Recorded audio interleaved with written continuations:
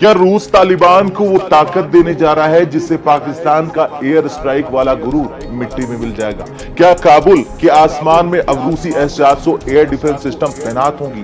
जी हां, एक ऐसी खबर सामने आई है जिसने इस्लामाबाद से लेकर रावलपिंडी तक हड़कंप मचा दिया है। रूस और तालिबान के बीच एक ऐसा डिफेंस समझौता हुआ है जो दक्षिणी एशिया की पूरी जियोपॉलिटिक्स को पलट कर रख सकता है। दरअसल BBC अफगानिस्तान की एक चौंकाने वाली रिपोर्ट के अनुसार रूस अफगानिस्तान को एडवांस एयर डिफेंस सिस्टम बेचने पर राजी हो गया है।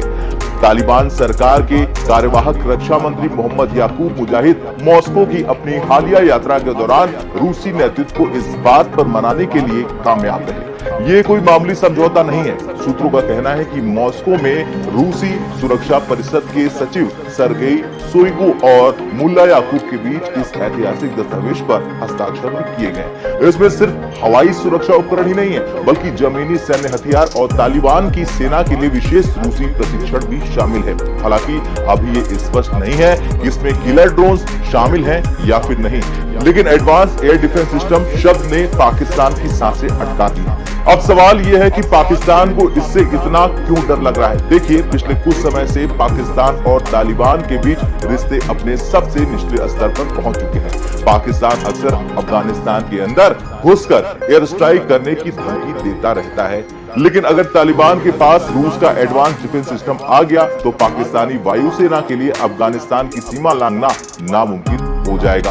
और अगर ये सिस्टम भारत द्वारा इस्तेमाल किए जाने वाले S-400 जैसा हुआ तो ये पाकिस्तानी विमानों को 300 से 400 किलोमीटर दूर से ही मार गिराने की क्षमता रखता है। अब याद रहे आपको कि पिछले एक ही साल के अंदर पाकिस्तानी अवॉक्स विमान को लंबी दूरी से मार गिराए जाने की खबर सामने आई थी। अब कल्पना कीजिए, अगर काबुल के पास ऐसा रक्षा कवच हो तो पाकिस्तान का कोई भी ड्रोन या फाइटर जेट सीमा के पास आने की हिम्मत भी नहीं करेगा। बरादे रूस की ये चाल दुनिया को हैरान कर रही है। आधिकारिक तौर पर रूस ने अभी तक तालिबान सरकार को मान्यता नहीं दी है, फिर भी वो उनका सबसे बड़ा रणनीतिक पार्टनर बनता जा रहा है, भारत चीन की तरह। साल 2021 में जब अमेरिकी सेना अफगानिस्तान छोड़कर गई तो रूस उन गिने चुने देशों में था जिसने अपना दूतावास बंद नहीं किया। पुतिन का मानना है कि अफगानिस्तान पर तालिबान का पूर्ण नियंत्रण है और उनसे बातचीत किए बिना क्षेत्र में प्रभाव डालना असंभव है। साल 2022 में रूस ने तालिबान के साथ तेल, गैस और गेहूं की आपूर्ति के लिए पहला बड़ा आर्थिक समझौता किया था और अब ये रिश्ता समझौता दोनों के रिश्तों को एक नई ऊंचाई पर ले गया। भारत की नजरिए से देखा जाए तो ये एक जटिल स्थिति है। एक तरफ रूस भारत का पुराना और भरोसेमंद दोस्त है तो दूसरी तरफ तालिबान के हाथ में घातक रूसी हथियारों का होना सुरक्षा चिंताओं को जन्म दे सकता है। हालांकि अगर ये ताकत पाकिस्तान को नियंत्रित करने में कामयाब रहती है तो ये पाकिस्तान के आतंकवाद की नर्सरी वाली लगाम कर सकती है। मुल्ला याकूब ने मॉस्को में स्पष्ट कहा कि रूस के साथ उनका जुड़ाव स्थिर और व्यापक होगा। खैर, क्या रूस वाकई तालिबान को अपना सबसे एडवांस एयर डिफेंस सिस्टम सौंप देगा?